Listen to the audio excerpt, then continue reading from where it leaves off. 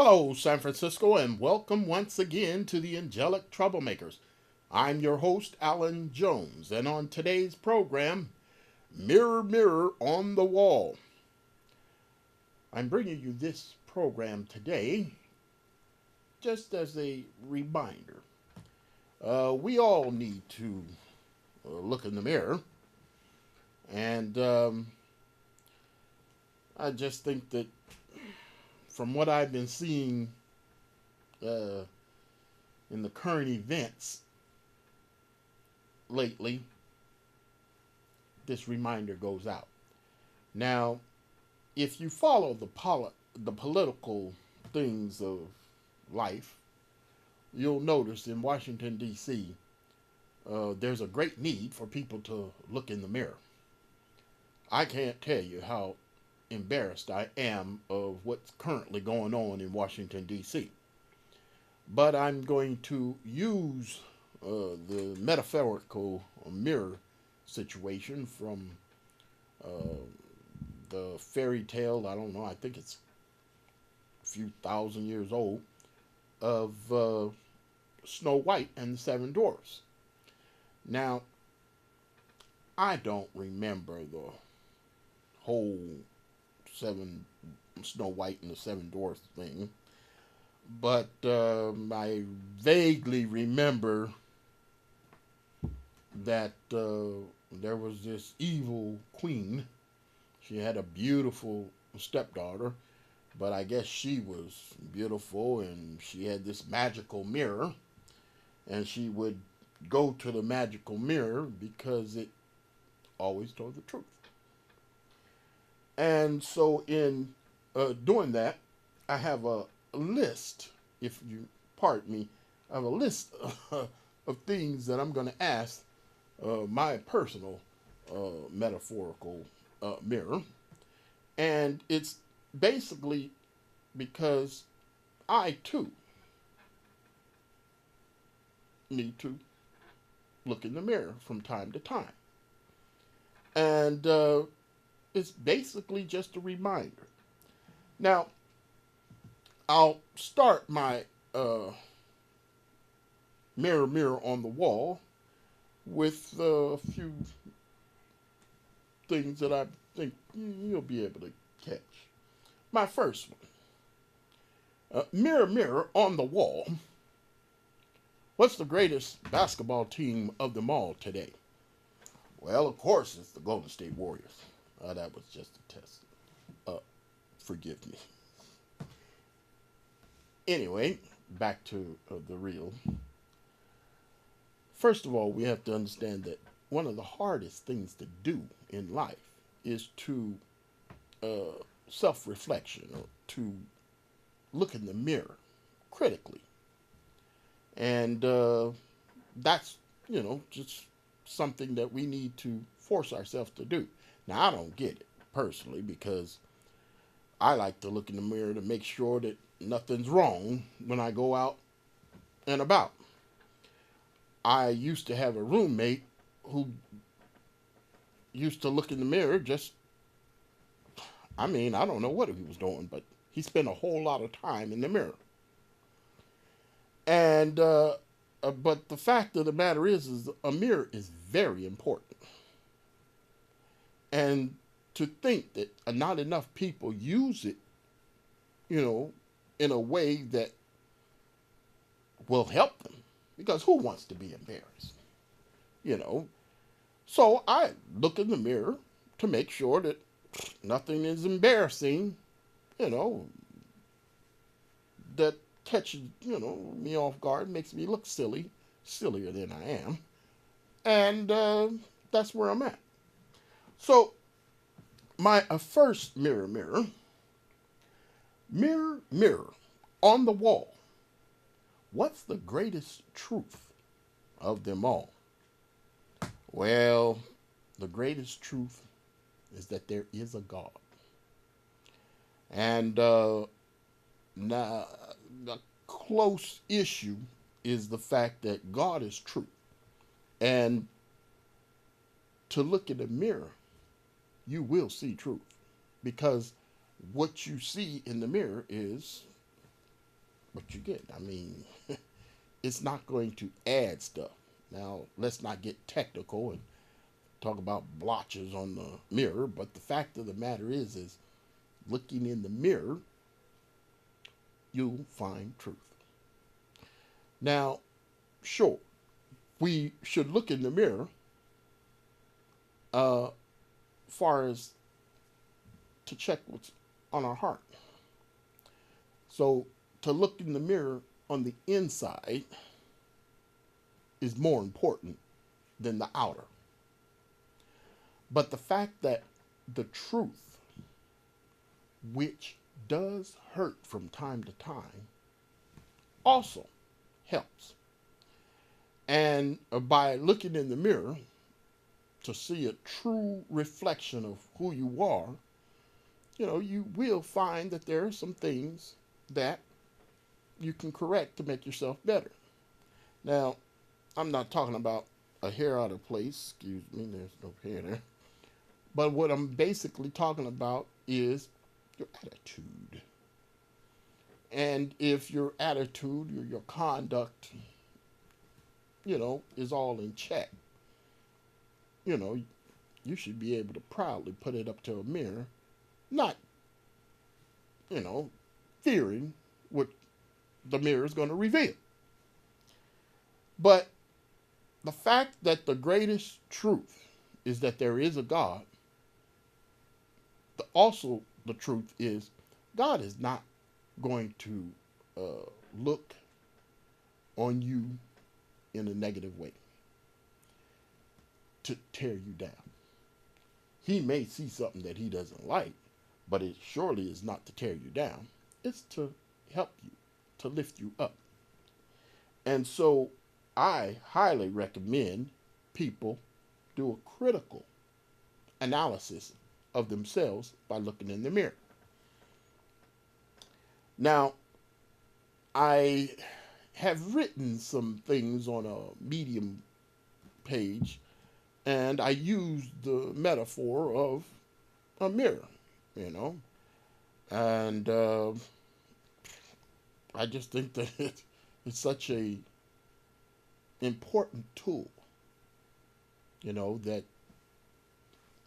I just like it. It's it's plain. It tells it like it is. Doesn't sugarcoat it,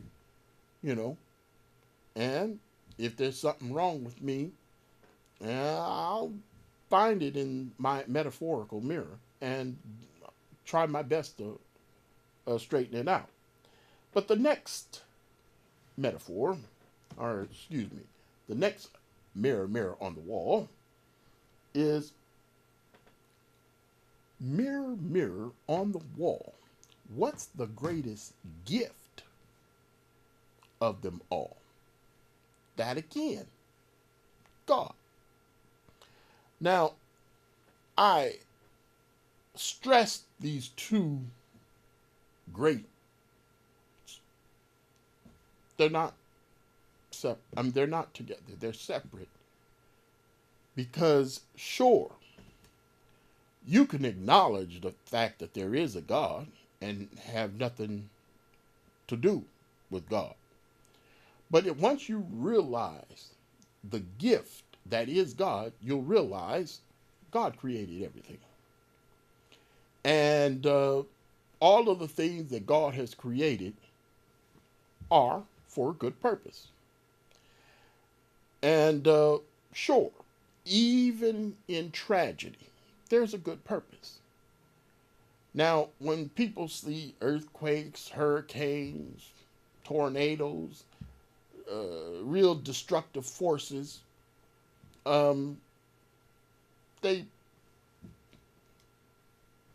many of them would blame God. But in those critical times, people call on God, and God does come to their defense. And so for all of the destruction that is around at times, there is comfort in the know that there is this gift of God to give us comfort in the time of need. Now, sadly, we see airplanes, and an airplane is such a tremendous, magical instrument. But some of them fall out the sky and crash. And I can imagine all the people, even atheists, on those planes when they're headed down, thinking, oh God, what's happening? But I still say that God is a gift, even in tragedy. But many people don't see the gift of God in a tragedy. I myself, black, crippled, and a homosexual. Nobody in their right mind is going to come into this earth and say, when I grow up, I want to be a black, crippled homosexual. Well, when you realize the fact that this world, and mainly the United States, America, has been unkind to black people. And the world has its critical eye against homosexuality. And the fact that I was born with the inability to ever walk, one would question, well, why would God create somebody who can't walk? Well, that's unfortunate, but I still see that God has given me and so much more, that the fact that the challenges of being a black man in America, the challenges of not being able to walk, and the challenges that come with living in a society that frowns on homosexuality, and not that it's really bad, but it's still looked upon as a negative. You would think, well, what? You're happy? Well, I have joy. Happy, yeah, that can come and go. But I have joy that I say that I received from God. And I learned certain things, and He's instilled certain things in me to where these three things, not that they're a negative, but from the outside in, people see them as a negative. But when I look in the mirror, what do I see? I see a challenge. And that's all right with me. I'm 62 years old. And all my life, this is me. So for me to be in a situation to where I'm now 62 years old, and I don't have no illusions that I'm going to live another 62 years or even 6 years. But the fact of the matter is I am thankful to God for the gift of life. Because even in the challenges that it is my personal life, hey, I am telling you the truth. Many people have told me how my ability to get around has inspired them. And so when I look at statements that people say about me getting around without being able to walk, and you think, well, why would God want to take something away from me that inspires others? No, it's a gift. Now, true, I can criticize many black people. Not most, but many black people. Why? Because they walk around with an unthankfulness about them. It's unfortunate. I just think that they need to get in the mirror and quit blaming society and look at how they can help their own selves. But that's just me. Let's move on. Mirror, mirror on the wall. Ooh. My goodness, I'm falling apart here, people. Mirror, mirror on the wall. What's the greatest poem of them all? Well, I got a poem for you. I tell you this poem, I've mentioned it on this program before, but I tell you this poem because it was when I first began going to church. I was out with the church in a street ministry type thing. And the way things were going on out there, I learned the value of giving. And so when I say that the greatest gift is God, this poem follows it up. And I'm saying it from a Christian standpoint. So if you don't believe in Jesus Christ, well, I can't help that. But the poem goes like this. If you ask me what is living, I would say the secret is in giving. Jesus said it is more blessed to give than receive. Some people find that too hard to believe. Now, if you would like to give it a try, come to the altar and begin to cry. Then give yourself to Jesus Christ, and he will give you everlasting life. So when you give in the name of the Lord, my friend, I tell you, there is a reward. Praise the Lord. The poem is also saying what God has given to me. He's given me everlasting life, a new life.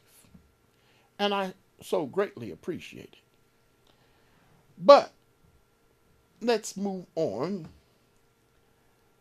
because I have a few others.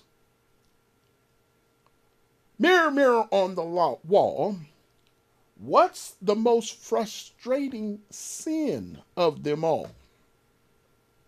When I say frustrating sin, I'm not talking about the most evil. The most frustrating sin from my mirror is hypocrisy. Now, I see an awful lot of hypocrisy going on in Washington today, Washington, D.C., and if you will allow me, the President of the United States and many of those who espouse or promote the Make America Great Again, I have one question for you. How can you make America great again if you don't pay your taxes? Now, if you are following the situation, the President of the United States is refusing to cough up his taxes for whatever reason. It's obvious he has something to hide.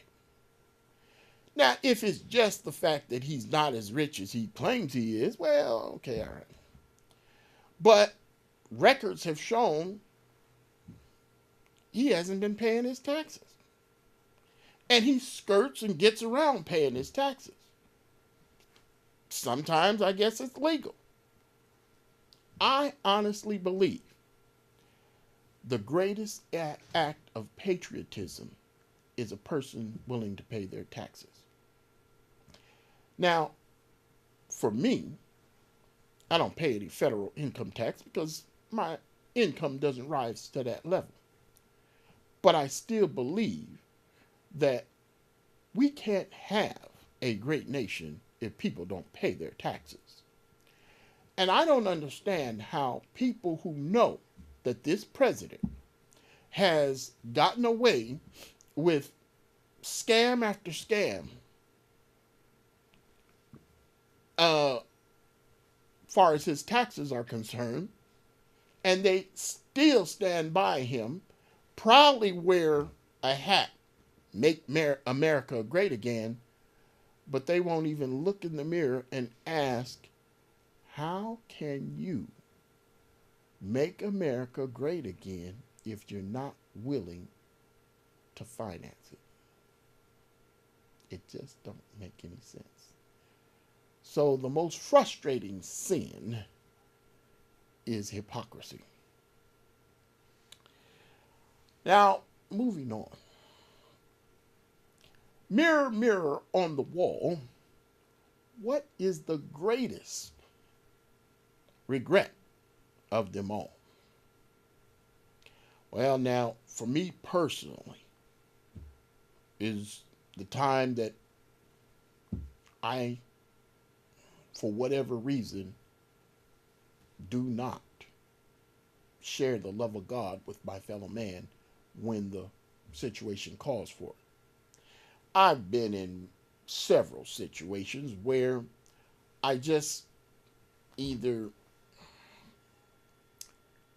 judged a person wrong, didn't want to give them the time of day. That's a regret on me. And the reason why it's a regret on me is that's not Alan. I mean, I will bend over backwards to do something for my fellow man. But I know I'm not perfect. And in this not perfect state, in trying to clean up, that's one area that I know I can clean up. Because I sometimes look at somebody, and rightfully so, in a lot of cases, I said, no, I don't want to mess with this person. But then there's sometimes I miss the mark. I got a story to tell you. Many, many years ago, I think this was maybe 25, 30 years ago, I used to live in the Mission District. And there was this drunk. I mean, the drunk, I seen him every day. He always was drunk, going up and down. How he was able to get money for his liquor and stuff like that. But he must have just liked me, because he would always greet me. He never asked me for anything, but he would, good morning, good afternoon, good evening, whenever I would see him. And I never really treated him right, because I looked on him in a negative way. Looked at him as worthless, never going to change. Well, one day, I'm walking up the street, and this same man is coming down my way, and I'm telling you, he looks so clean. I hadn't seen him in a while. He had new clothes on, his hair was done, he was clean shaven, and he had a Bible in his hand. And I just thought to myself how I refused to give this man the time of day, and now he's looking cleaner than I am. Why? Somebody else did give him the time of day. They didn't judge him the way Alan did. And so this regret that I have, it's not just him, but many times I misjudge a situation, not on purpose, and I find out that, hey, this is somebody who may have been receptive. Now, again, I might say, sometimes you just can't tell. And it's better to be on the safe side. But no. For me, the issue was it was a selfish thing. It was a judgment that I just missed the mark on, and I regret it. And there's many others who I know, though I can't name them or pick the situation, that I have misjudged, and I regret it. But I will be working on that constantly till the day I die. The fact that I'm going to always try my best to look in the mirror, remember to look in the mirror, and make sure that, hey, give the person the benefit of the doubt sometimes and see what happens. That I've done too, you know, and it worked out quite well. Now, my next one. Mirror, mirror on the wall, what is the greatest hope of them all? Well, my mirror tells me that the greatest hope that people learn to respect one another. Because I know that no matter who you are, that if you get a taste of respect for your fellow man, you're above the nonsense. I tell people that I am learning, or I try my best to give people more respect than they deserve. That way I can stay above the nonsense. Now that may seem strange with the last mirror, mirror on the wall statement of regret that I mentioned, but that's my philosophy. I believe in giving people more respect than they deserve, because it is a way to stay above the nonsense.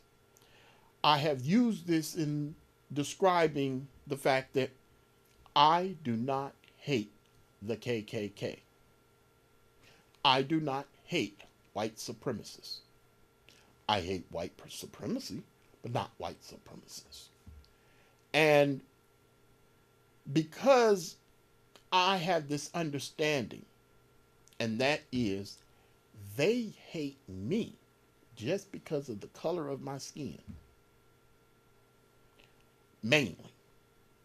If they knew I was homosexual, there's another thing. But the fact of the matter is they hate me. And so for them to hate me just because the color of my skin, mainly, that's no reason for me to hate them. You know, it might be a goading type situation. Well, I'm not getting into that.